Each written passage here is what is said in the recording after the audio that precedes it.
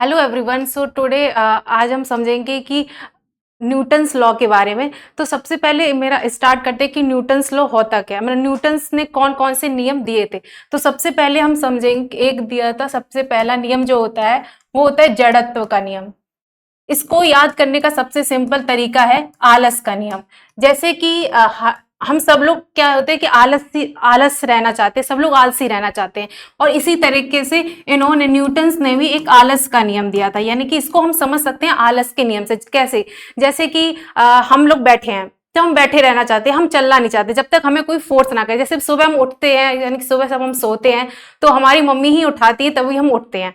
लेकिन अगर जब हम और जब हम जैसे हम बैठे, हम लोग नानी घर पे जाते हैं, ठीक है, तो हम बस पे बैठते हैं और जैसे बस पे ब्रेक लगता है तो हम आगे की ओर झुक जाते हैं, और जब रुकती है तो हम पीछे की ओर हो जाते हैं। तो आगे और पीछे के जैसे हो जाते हैं तो वो कौन सा बहाबल की वजह से हम आगे या पीछे की ओर होते हैं। यही है जड़त्व का नियम। इसमें क्या होता है कि जब तक हम बहाबल ना लगाएं तब तक हम कोई काम करना नहीं चाहते।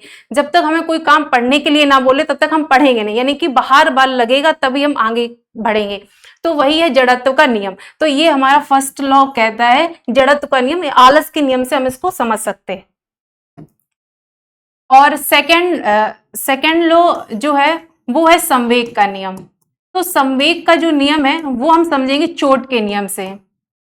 चोट, अब चोट इसको ऐसे भी इसको एक चीज और होता है कि इसमें F बराबर ma।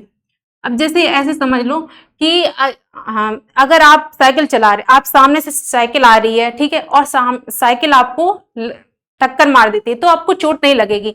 और अगर वहां से ट्रक आ रहा है और ट्रक आपको मारता है तो आपको चोट ज्यादा लगती है। तो यानी कि अगर हमसे कोई भारी चीज टकराती है तो हमें ज्यादा चोट लगती है, और कम चीज टकराती है तो कम भारी चीज टकराती है तो फिर कम चोट लगती है। तो यही हमारा चलता है।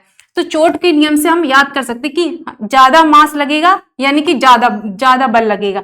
ज्यादा मास यानी मास बराबर यानी कि कोई वस्तु का भार, ठीक है, कोई वस्तु का भार जितना ज्यादा होगा उतना ही बल हमें ज्यादा लगना होगा। अगर कोई ज्यादा भारी चीज होती तो हमको ज्यादा फोर्स के साथ ही हम उसको खींचते हैं, उसको धकेलते हैं। तो ये हो गया दूसरा नियम। और तीसरा नियम होता है क्रिया प्रतिक्रिया का नियम।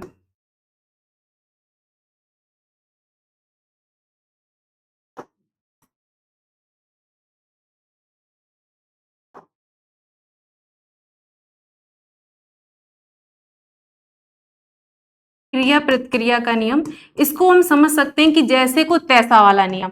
यानी कि हम जिसके साथ जैसा करते हैं वो हमें वैसा ही देता है। इसको हम उसी तरीके से समझ सकते हैं क्रिया प्रतिक्रिया के नियम।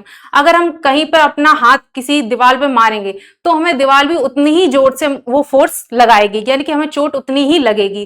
कि जितना ज्यादा फोर्स से हम उस पे मारेंगे तो वही चोट हमारे आएगी, और जितना ज्यादा हम उस पे फोर्स करेंगे, मतलब कि जिस तरीके से हम किसी को एनर्जी देते हैं तो वही एनर्जी हमें मिलती है। तो ये क्रिया प्रतिक्रिया का नियम उसी तरीके से हम ले सकते हैं, यानी कि जैसे को तैसा का नियम। तो ये है न्यूटन्स लॉ के 3 नियम। तो ठीक है, आज के यही समझ।